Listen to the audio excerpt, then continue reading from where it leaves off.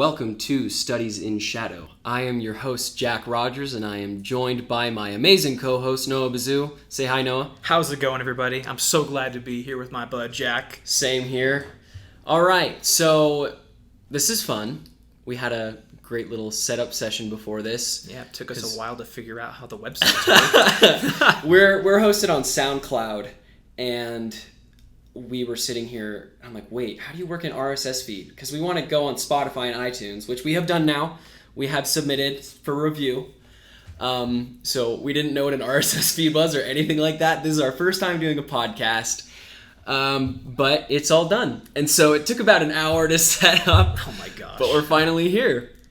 Yeah. And I'm super pumped. We're not computer majors. That's okay. No. We figured it out with the power of Google and YouTube. So thank you to all those videos who taught us the right way to do it. Pretty much, yeah.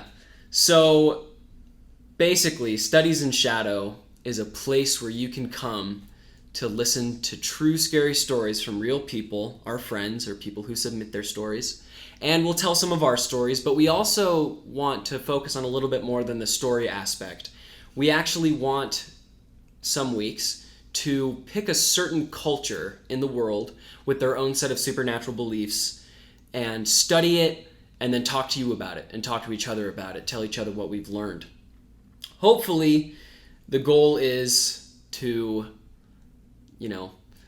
teach you something and help us learn something ourselves and get spooked in the process. Yeah, and as this kind of takes off, the hope is that whether it be people calling in and sharing their own stories or people giving us ideas to talk about, whether it's somebody sharing a story saying, hey, I went to this place at this time in this country, in like the East, and they had this kind of mythology there. Tell us those things. We'll look into it, and we'll tell you about it the next time you hear from us. So that way, not only are we learning, but we get to give you the gist of it too. Entertaining and educational for everyone. Awesome. Absolutely.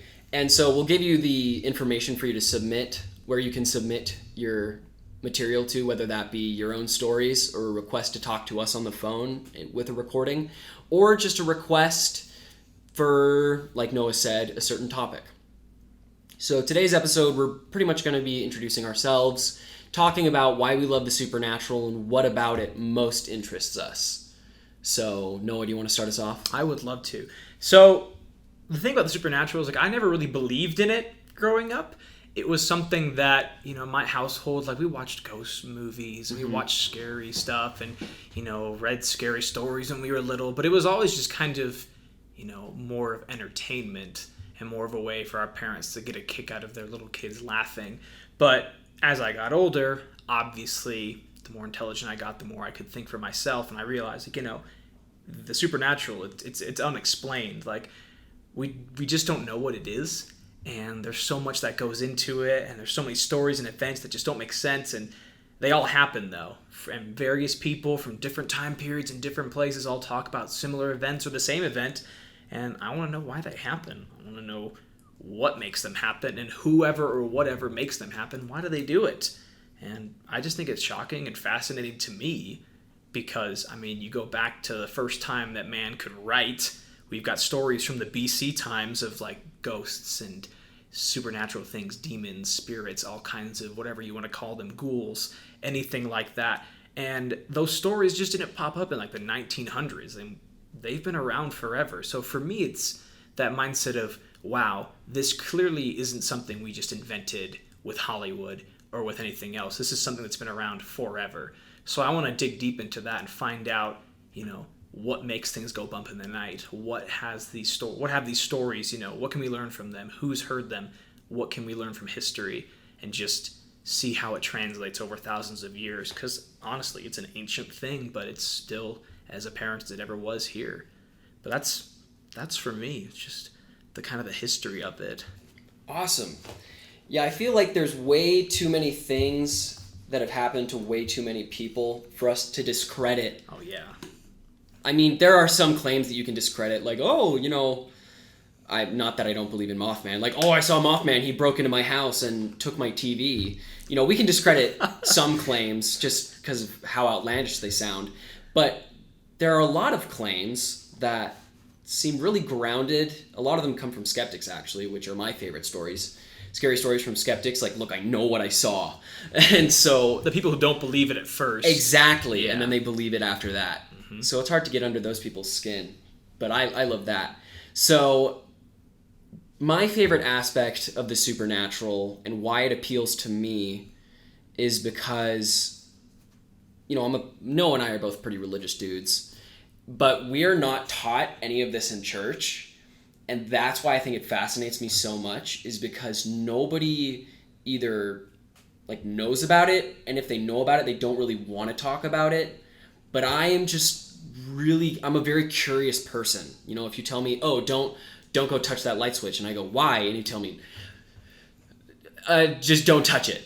Just because. That would drive me insane. You're as gonna a child. touch it. Oh, I'm gonna touch it because I want to find out what happens. Even if it's bad. Yeah, exactly. Not that I do anything that would put me spiritually in danger. I wouldn't want to do that.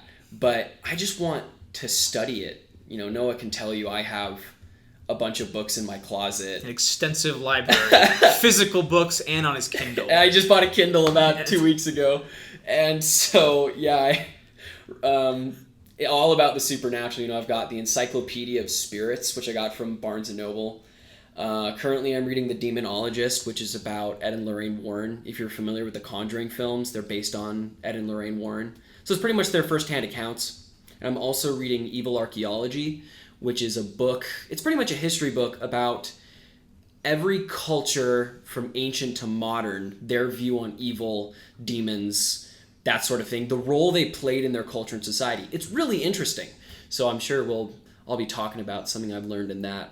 But the most interesting thing for me about the supernatural, the thing that I love studying most, is hauntings. I love hauntings. Ooh. Because hauntings happen for a reason, right? Everything always happens for a reason. Yeah, they're not of course, random. of course. Whether that's negative energy in the house, a murder taking place, that's, I guess, considered negative energy, I guess you could say. Oh yeah, a dead person. Or you got things like Amityville Horror, built on it's Poltergeist, built on ancient Indian burial grounds. Yeah. So there could be any number of reasons, and I love exploring and studying all those reasons, and what makes a haunting tick, because every haunting is different, and so I love looking into cases. And I've always wanted to go stay somewhere haunted, somewhere like the Stanley Hotel, Ooh. Which is where The Conjuring is based off. Not The Conjuring, The Shining is based off there of. There you go, yeah. Because Stephen King went and stayed there, and he apparently had such a scary night that he wrote a book about it. That made a very terrifying movie. I wonder what his nights are like. I wonder if he sleeps with a nightlight or not, just because if I had those thoughts, or if I even came up with one of his books, I'd never sleep again. Yeah, with scary authors like, Stephen King, Edgar Allan Poe, who's the other one? H.P. Lovecraft. Oh, of course. I also have an H.P. Lovecraft book in my closet. It's not just a book, it's like a Bible. It's huge. It's the collector's edition of the Cthulhu Mythos Tales.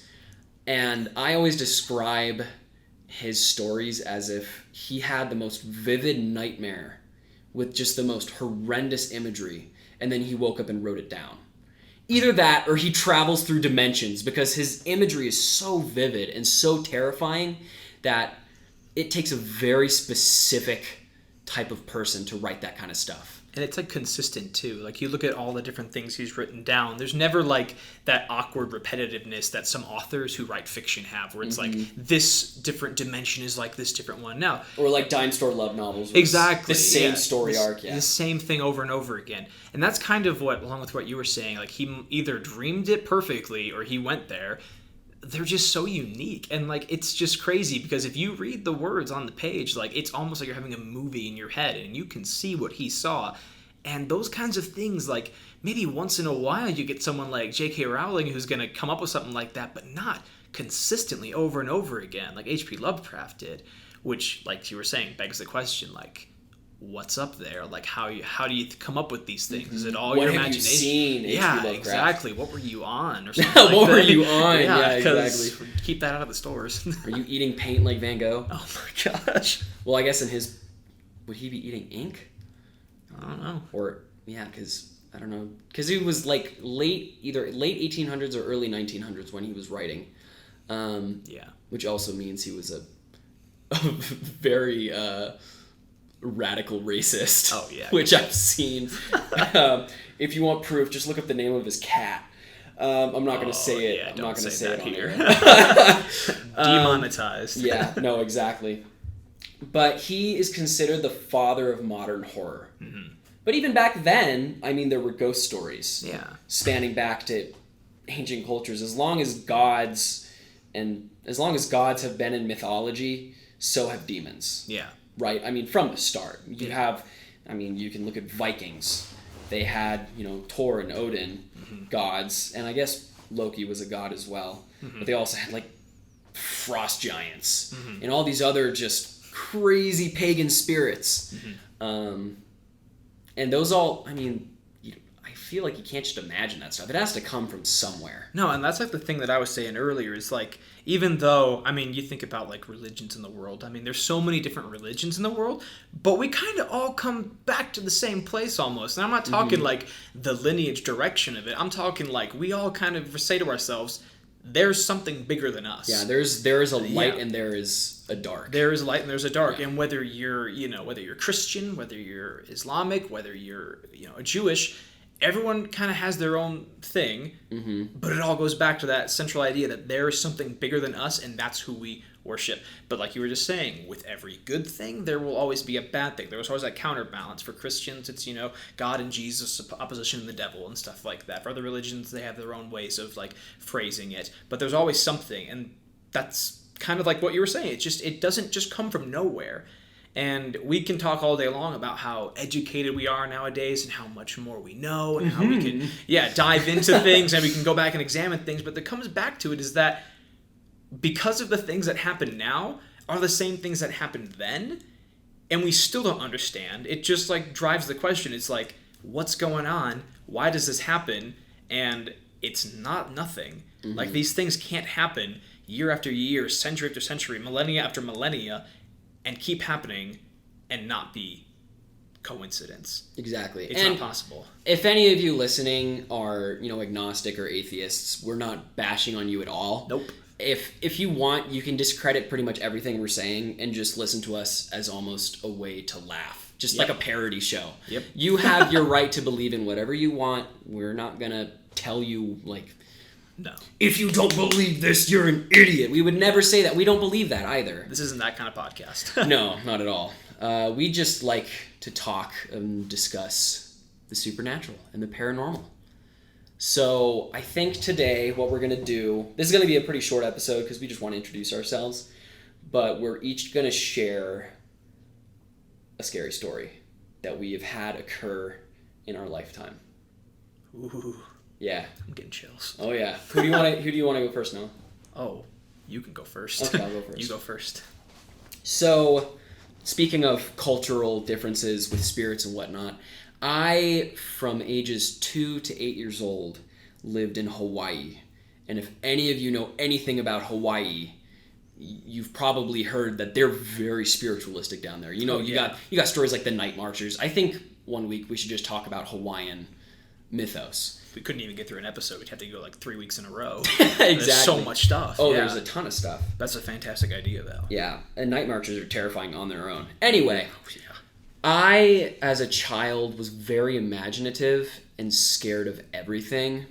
I blame... Okay, because I think Seed of Chucky came out when I was around that age, like 7. I saw that poster, and I don't know what it was, but it triggered like the first real fear in me that I had ever felt just looking at Chucky's face. And now I love Child's Play. But it terrified me. And so I was afraid that Chucky was going to come in my room and kill me. And then also I blamed the police officer who came to our church on Halloween to talk about safety, but just talked about children getting kidnapped while trick-or-treating, or getting kidnapped, raped, and murdered, not necessarily in that order, on Halloween night. Ugh. Just out of their beds. Yeah. And so after that, I think my mom was in the room, and she looked at me and was like, oh no. And I look at her, and I'm just thinking, I am never going to sleep in my own room again. Because my father is, he's worked for the government growing up, so we're very safe in our house. We have we have guns back Second Amendment right. Second Amendment stuff, lots of guns. And so I felt safe with my parents, which pretty much translated to me sleeping in their room nonstop, to the point where they got me something called a bravery bed, which is ironic because it wasn't a bravery bed, it was a coward bed. To when I was feeling scared, they had a mattress next to their bed on the floor. And if I got scared, I had to go sleep on the bravery bed. The bravery bed would have been my own bed if I didn't leave it. Even the dog got better treatment than that bed. We didn't have a dog. Oh, what? We had a cat that my parents gave away, but that's another story. So this is that time when I'm sleeping in my parents' bed. I didn't have the bravery bed yet. I was about 7 years old. And I wake up in the middle of the night, which happened a lot at that age because I had a lot of energy. Mm-hmm. And, things felt off. Oof. I wasn't sure how they felt off, but they did. And I remember just kind of sitting up. But other than that, I couldn't do much. Like, I couldn't move or speak or anything. Like, I was scared to, or something was making me not do that. Yeah. But it wasn't like sleep paralysis where I was stuck, laying down with my eyes open. People make those, jokes and memes about my sleep paralysis demon. It wasn't your typical sleep paralysis because I sat up and then I couldn't move. And the way that my parents' bed was facing, if I stared down the foot of the bed, it went straight to the door to go out into the hallway. The hallway was lit because, I was terrified of the dark. And in that hallway, kind of toward the side, one of the doors led to my bedroom, where my baby brother, which if I was 7, that means he was 2, was sleeping in. And I felt this anticipation / dread kind of start to build up. You know that feeling you get when you feel like you're about to have a chill and it just builds, and it's coming, and you're like 3, 2, 1. Well, imagine that, but the chill never comes. And that just feeling of physical anticipation, it was really scary, and I can still imagine that feeling to this day. It's making my stomach nauseous just thinking about whenever I get that chill. Yeah, it wasn't fun. Yeah. And my eyes were glued down that hall. And suddenly, I see something of it's pure black, like void black. Vanta black, if any of you know what that is. It's a special material scientists make to make things darker than dark, pretty much. And it's silhouetted, hunched over. I can see it has its arms kind of out in front, and it's got long fingers. I can see its spine run, kind of poking through its back, when somebody's really emaciated and they bend over and you can see their spine because they're so skinny. I saw that, and it's kind of bent over, hunched over, like it can't stand up straight, and its legs are, it's pretty much crouching. Yeah. And it's kind of doing this shuffle hop down the hallway. Yeah, this is uncomfortable for me now. Oh, yeah, no, it was terrifying. Yeah. And it didn't, come out of my room, turn down the hallway, and then walk away. It just walked out of the room and then straight into the wall. And then as soon as it was gone, I fell back to sleep. Now, okay. Imagine you're me the next morning. What do you think? I'm never living here again. No.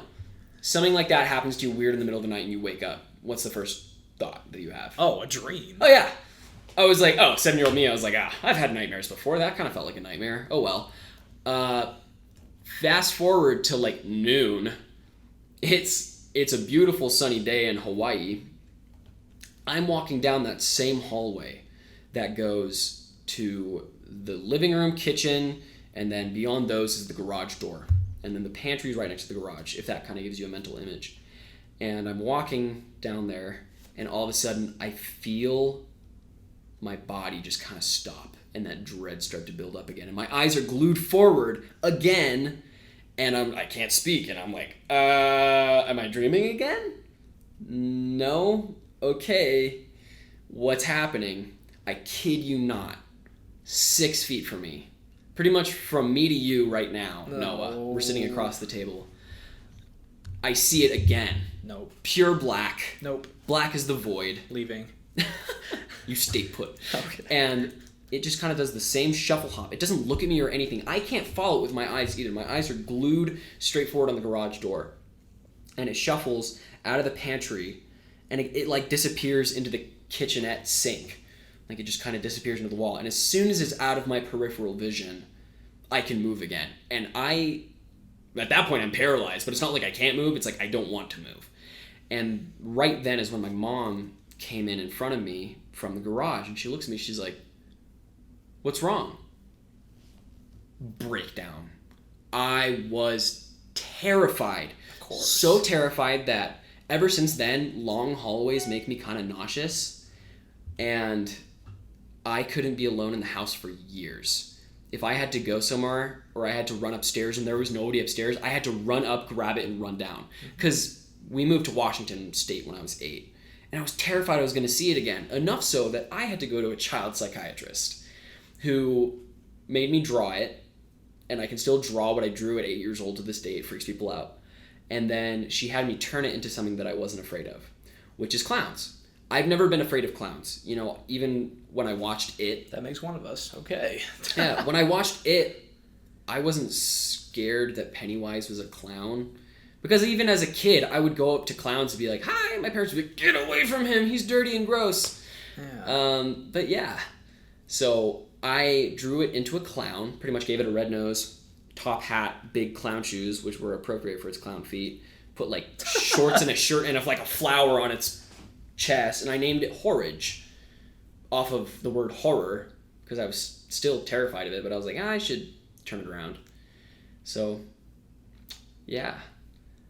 That is my scary story for the day. The first one of many. The first of many. Dang. That's intense. I guess it's my go now? I guess so. Oh, no. Well, this was a hard decision because we both knew that we were going to share at least one scary story in this podcast just to kind of get the ball rolling. And I speak for both of us when I say that we have a plethora of scary stories each. Mostly that we can use. I can think of like 5. Regardless, there's more than that. But I was having a hard time trying to think of one to use today because there were quite a few that I did want to use, but I was like, should I use that in the first episode or should I make them wait? And so I've decided I'm going to make you wait. I'll just give a little tidbit, I guess. I spent some time in Montana on a service mission, and for anybody who knows Montana geography, there are several Indian reservations. It's a beautiful culture, beautiful people. I love the history and all that goes into it. But for those who know how Indian reservations go, whether it be in the southern states or in the northern or wherever you may find them, they're pretty wild and not in the good way. And I don't mean the people, I mean the things that happen there. I don't know what it is about the Native Americans. I'm sure that'll be something we talk about in this podcast eventually, but something about their ground is sacred, or it's just has a connection to the other side. Yeah, the veil between exactly. this world and the next is very thin. Yeah, I don't know what it is, but people all over the country have experiences like that, no matter where they are. If they're on an Indian reservation, there are just things that happen. They're very spiritual people. Anyway, several things went bump in the night, and not just things that you couldn't see, but things that I could see and that I could hear, and things that to this day still make me uncomfortable when I have to go to certain places, specifically Indian reservations. Anyway, but the story that I'm going to tell is about the Lemp Mansion. For anybody who loves history and road tours. Have I not heard this? No, I don't think you have. The Lemp Mansion it's known as one of the 10 most haunted places in the country. It's in St. Louis, Missouri. It's where I'm from, so it's an easy little trip to get down there. So Lemp Mansion, it's a brewery now. Brewery. I can't even speak correctly. Brewery now. It's a weird word. Yeah, it is. It's a brewery now, and they make alcoholic beverages of all different tastes and flavors. But before it used to be tastes and flavors. Before it used to be just a person's home. It's a massive house, beautiful. And I mean, if you think of when it was built back in the 1800s, I mean, goodness gracious, you're talking millions of dollars now it would be worth to build something like that. Anyway, Mr. Lemp, whatever his name was, the Lemp family moved in there, and one by one things started just going wrong for them. And this isn't the part where the supernatural happens. The part where the supernatural happens comes later. But whether it was a cheating wife, a child who drowned in the river right next to the house, the family just started to kind of fall apart, and a lot of death, several divorces left Mr. Lemp, the original owner. I can't remember his first name. I don't know if it's Charles or something like that. But anyway, Sir Lemp, who was there, he left him alone. And they had maids checking on him and all kinds of stuff, because obviously, very wealthy man. And he decided that he was going to take his own life. I don't know if you heard that, but the whole room just like shifted. That was weird. Made me so uncomfortable. Like when a house settles. That was weird. Yeah, that was weird. Oh my god. I'm looking around to see if it's like windy outside, and it's not. Whew. Maybe I should stop telling the story. No, keep going by all means. We're about to get the lights flickering in here. I wonder if the microphone heard that. That'd be interesting. We'll have to go back. Yeah, but anyway, so Mr. Lemp decided that it wasn't worth it anymore, and he killed himself in his bed. And he was there for several days because he had told the maids or something like that that they wouldn't need him. Anyway, killed himself. Was there, and the place had been the subject of lots of heartache and different things like that. This is as much as the stories I can remember as well. Like, I don't know if it's perfectly factual, but I know that what I've said so far is pretty much what it is. Anyway, the place was sold off. It was a museum for a while. After like years and years later, it was a museum for a while, and then it was restaurant, and like I think up until recently, like I think 2010, it was a restaurant, and it was one of those restaurants where you could like, it was like an interactive restaurant, and it was like you would go in there and they would have a group of like 30 people, and you had to reserve like a week in advance, and you'd come in and you'd all be given a roll and a card, and it was a murder mystery, and they would have waiters bringing like in food, but they had a narrator who would narrate things for you, and it's really cool because every day was a different murderer, and all the people who didn't know each other had to interact. And I went there once when I was really young, and it was really cool. They gave me a little baby to play, obviously, because I was young, but it was a really cool thing. Anyway, several of my friends and I were rambunctious youth, and who wasn't at that age? Yeah, it's true. That was the age of 15, 16, 17 oh years old. Oh my gosh. Yeah, that's the time. We decided that, hey, we don't like the fact that the Lemp Mansion is blocked off except for the restaurant, because it's in the building, but they have like walls and doors that are locked and can't be opened, period. I wonder why that is. Yeah, that's a good question. That, separate the restaurant from the rest of the house, because it's built in the house though. Anyway, so being the rambunctious kids we are, we snuck around, and the place is obviously very, very modernized now in terms of like having the restaurant there. And we decided we're going to sneak along the riverbed, the Mississippi River, and snuck into a place where we could get through the back of it, inside like the back area, because there was no way to get into the back to the front because there was fences and all kinds of people who could see us.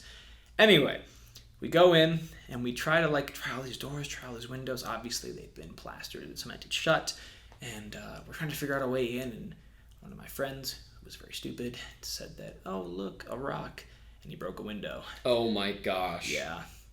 And you said rambunctious. I didn't know you meant felons. I didn't vandalize the place. I said that it would be okay that we were there and we could look inside. And he said, "Oh look, a rock." And the thing is that he did it when none of us were around. There's 5 of us there, or something like that. Anyway, and he did it when the other ones were like walking around the house. Anyway, when you came back, was he just like, a bird flew in? No, he told us. He was like, I just found a rock and it just happened. Oh. And we were like, right, okay. And obviously years later he's like, yeah, I did that. Anyway, we crawled in. I had a few cuts. Didn't get any tetanus or anything like that. Can you get tetanus from glass? I don't know. What do you get that from, the rust on nails or something like that? Like metal. I don't know. Hopefully not. Maybe lead poisoning. But crawled in. Definitely did cut my shirt a little bit on the glass. But we came in, and I'm talking like it. The horror movies don't do it justice. Like in terms of like a scary house. Like we crawled in, and it wasn't quiet. You could hear people very faintly because the restaurant is built into the house. But this section that's walled off has never been touched before. And, we go in, and we only stayed for like 5 minutes because we're a bunch of little pansies. But we heard stuff. And we heard creaking, and we were like, oh, it's just the house settling. We heard like movement, shuffling of feet, and the point when we knew something was wrong was when we heard a cough, like an old person cough, and that put us off. Oh man! Because it was upstairs, and it was in one of those rooms where like we were standing in this living room. There was a big fireplace, and the stairs ran up the part of the wall, and then they turned, like they were connected to the wall, and they turned with the wall. So it went up like 8 feet, Yeah. and then it turned. You had a little landing, and then it turned and went up farther, and you had a little walkway up there, and you could see the ends of 2 different hallways. And the coughing was coming from the end of one hallway, and the door was wide open, and one of my friends was saying, "Oh, we gotta go look." And I'm saying, No, we can't do that. Please tell me he looked anyway. Oh no, he didn't. We convinced him not to, and I'm, it's kind of a disappointment because what could have been kind of thing. Yeah. But at the same time, it's like Because as much as it could have just been like an on-site caretaker, right? Yeah, but there was cobwebs everywhere. The place hadn't been like walked into. That is true. That's like the I only said, thing that's yeah. making me think it wasn't a caretaker. Because like part of it is a museum, part of it is a restaurant, part of it's a brewery. It's a big place. Like it's got different levels and stuff like that. Anyway, so it was just crazy. And funny how they didn't hear you break in too. Like glass breaking is loud. Yeah, well, I'm still convinced that the window was already broken and he was just taking the credit for it. Because like we didn't hear anything, and it wasn't like we were being loud. So I like to think it was like him that did it, just because that would be kind of cool. But at the same time, it's like, whether it was or wasn't. The place was near downtown St. Louis.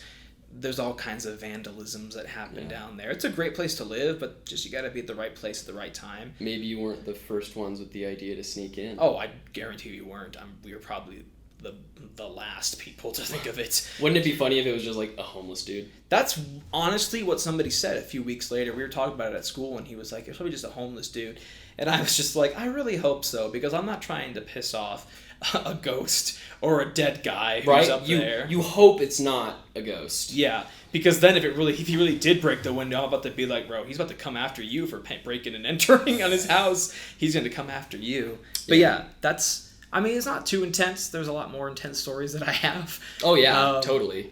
But I've heard them. That's a good one to start off with, I think. So Noah and I were roommates. That's why I asked, have I not heard this one? Is because Noah and I were roommates this last fall in 2018 at college. And we would be in our respective twin-sized beds at night. And it would be pitch black in the room. And we would just tell each other our real-life scary stories. And Noah has told some. I'm sure he will tell you in the future that, he's so into the story, and then like he'll stretch out his foot. I remember one time he stretched out his foot and he knocked over a cup that was at the end of his bed. Oh my gosh. And it landed on his desk because the desk was attached to the bed. Yeah. And it was just an empty plastic cup, but it just fell off, and we both screamed. We screamed. Oh yeah, it was terrifying. I was like, I'm like stretching my foot, and my foot is like, the blanket is over my foot. It's like 10:30 at night. We're exhausted. You don't feel the cup. Yeah, I didn't feel the cup. I'm stretching my foot. It's just on that little like area between the bed and the desk. Yeah. And it was just there, and it just fell over. But for a plastic cup, it wasn't like a bottle. It was like a hefty thing. It made a big thud, and it. Oh, that'll be loud in the mic. Yeah. Well, oh my gosh, the sound is spiked right there. I'm looking at the screen. And make you guys jump listening to it. But earphone users, that beware. Terrified us. I don't know if I've ever screamed that loud recently in the last few years. Really? Yeah, that was probably the loudest I've screamed about something scary. Thankfully. And it wasn't even anything scary. It was you. We were talking about very, very he was sharing different one of his things. He was sharing one of his Indian reservation stories. And I used to live on an Indian reservation too. I lived in Washington State. We lived in Tulalip, if any of you are familiar with the area. But I never went and explored the res. I went with my dad a couple times to go, check on some of his friends that he worked with when he was working cases. But I mean, I never witnessed anything weird. But Noah has, and he's told me. I don't like it. And it's hard to get him to talk about it. So when we went to Montana together, good times. Yeah, we went to Montana what was it, a couple months ago? Basically a month ago. Yeah. Pretty much like a month ago. We drove up to Montana from Idaho, and we spent the weekend there. Oh, right, because it was what was it, Labor Day weekend? Yeah, so we had an extra day. We had an extra day. Went down there, went and visited a bunch of stuff, and we spent some time on the res. but I remember we did not stay long. No. You wanted to get out of there. Yep. Mm-hmm. And I remember at one point you're like, if we hear drums, we have to leave immediately. And I was like, wait, why? He's like, I don't want to talk about it. I'm like, okay. I think, like, I don't know. It's different when people, like, brag about the scary stories. Because, like, it's almost like, I don't know. I have a respect for, like, the supernatural. Just because it's like, you know, I always had a feeling you were real as a kid. Never really put any thought to it. But now, as, like, I've, like, entered my adult years, it's like, well, you know, okay, I know you're real, and I'm gonna let you do your thing. Yeah. And so, I don't know, when people brag about it, and they're like, oh, yeah, I saw this kind of thing, and this kind of, you know, to me, that's kind of one of the signs of, like, one, you didn't really see anything. I'm not calling him a liar. I'm calling him not a truther. If that was a Drake and Josh reference. But, I don't know, like, I'm definitely going to share a few on this podcast, but there will be definitely some that you'll have to get me in a private person to talk about, just because I've been counseled by various religious leaders to not talk about them with other people, because it could, you know, Freak them out? Yeah. Because remember you were talking to me and you're like, I could probably tell you more of the stories that I haven't told you, because you said part of the reason those religious leaders told you not to tell people is because it would shake their foundation of, like, their faith in whatever God faith, they believed in. yeah, and, you know, their sanity. But well, yeah, it was very, very uncomfortable. Yeah. And, like, I might laugh about it now. That's because I'm not there. But it's still, like, it still does bug me. And my wife will tell you, like, there are definitely some times at night when she will, like, I'll tell her I need her to help me, like, get a glass of water, and she, like, asks me why, and our apartment is tiny, but it's like, I don't know, it just puts me off really bad. And, like, even thinking about it now, my body's very uncomfortable. Yeah. Just because it's like, nope, it's not funny. It's not something to brag about. It's just like, dang. And you brought up a really good point. You have a respect for it. Oh, yeah. And so, you know, you said the thing where, what was it? I always kind of believed in you when I was a kid, but now I know you're there. Mm-hmm. So, and that's why you and I will never play with a Ouija board. Oh, heck no. Right? I got a story about those. Oh, yeah, I know. I've heard that one, too. Wasn't mine. Because I think, this is the paranormal according to Jack. I think playing with a Ouija board is one of the dumbest things you can do. You need a brain. Right?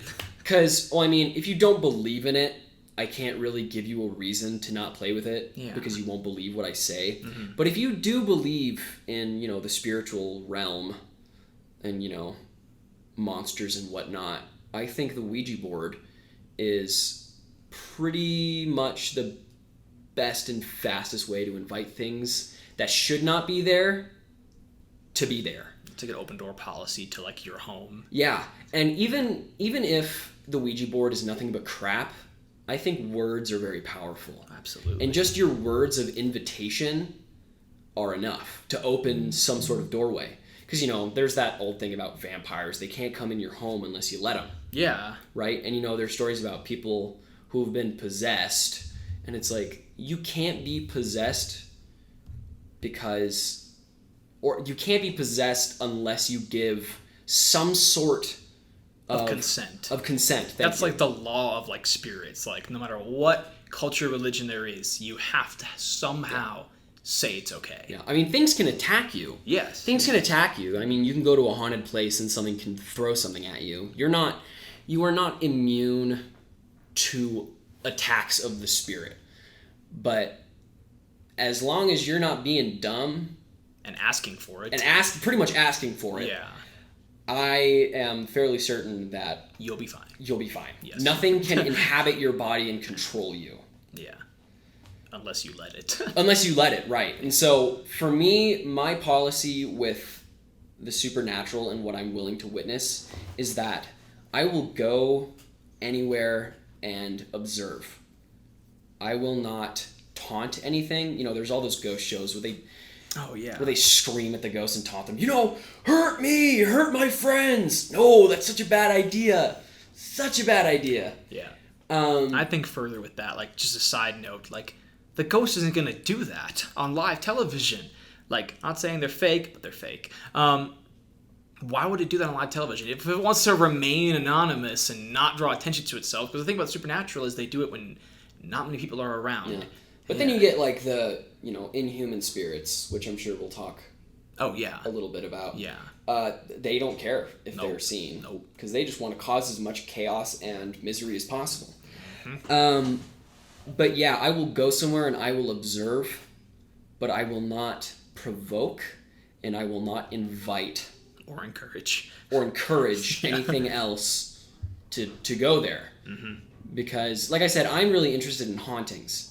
I am okay going somewhere and just listening and watching. My parents stayed in a haunted, cathedral once. It was like how do monks stay?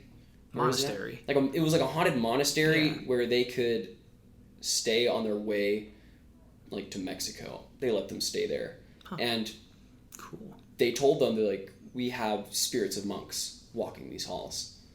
And you'll hear voices and you'll probably hear the piano playing, which they did. All those things apparently happened. Huh. Which is cool. I mean, spirits of monks, I can't think of anything that would be more chill. Yeah, honestly. But I'd like to believe that actually happened. That'd be really cool. But if it's not, it's actually just the monks going about their business and kind of just pulling my parents' leg. That's fine too. It's still entertainment value. It's entertainment value. And I, as much respect and curiosity as I have about this paranormal, a part of it, I have to admit, is entertainment for me. Oh yeah. Because it's new and it's not new, but it's new to me and it's exciting and it's different. It's something I haven't been told about. It's something that I've had to study myself. And so when I come across something that warrants itself as paranormal or supernatural, that's exciting for me. Oh, it's terrifying. I have some other terrifying stories where it's I would not want to go through that again, but I look back on that and I'm that is a cool freaking story. That was a solid experience. Yeah. But I wouldn't want to do it again. Mm-hmm. Right? Because it's not fun. No. It's not fun when it's happening to you. It's fun to study and it's fun to look back on. Yeah. It's kind of like skydiving. It's fun and after you've landed and you're safe on the ground, you're wow, that was awesome. But when you're about to jump out, it's let me think about this again. Yeah, right. But I don't know. I think it's just one little thing I want to add as well. Is just the fact that I just thought of this just now. It's we're not just here to talk about the doom and gloom and dark side of things. Not at all. Because there are I'm sure with the monk story, if it was real, and I believe that it was. Yeah. Or those are good dudes. People's dead relatives coming and visiting them and encouraging them to change their lives. Or protective spirits and stuff like that. We're going to talk about those things. So if you've got stories about good things, bad things, questions you have that we can answer, tell us. Because there is a beautiful side to the, I guess you could say, the light or the good side of spirits, the righteousness, the purity that comes from the relatives, the loved ones, the ones that care about your guardian angels. Exactly. People like that. There's beauty and such inspiring stories, like you said, of people who have their grandparents who passed away years ago come visit them and say, hey, please turn yourself around. This is not the way to go. Or I'm at peace. And finally give that person closure. Yeah. And it's not, most stories I've heard, it's not there's a long period between their death and them, the dead relative coming and visiting them. Usually it's the day they die or the day after when they're just at their worst. Yeah. That relative will come to them and just say, I'm fine. Probably when the veil is thin too, before you've just passed away, you're still in that transition period in terms of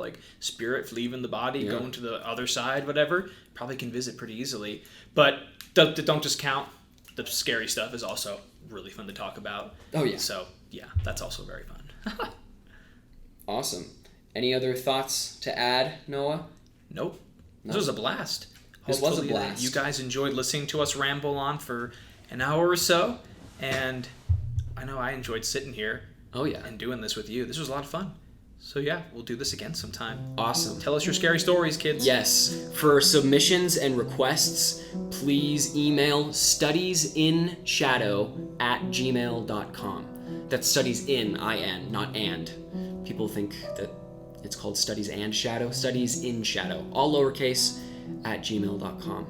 And you can find us on Spotify, iTunes, and SoundCloud, all with Studies in Shadow. Thank you very much, and have a wonderful day.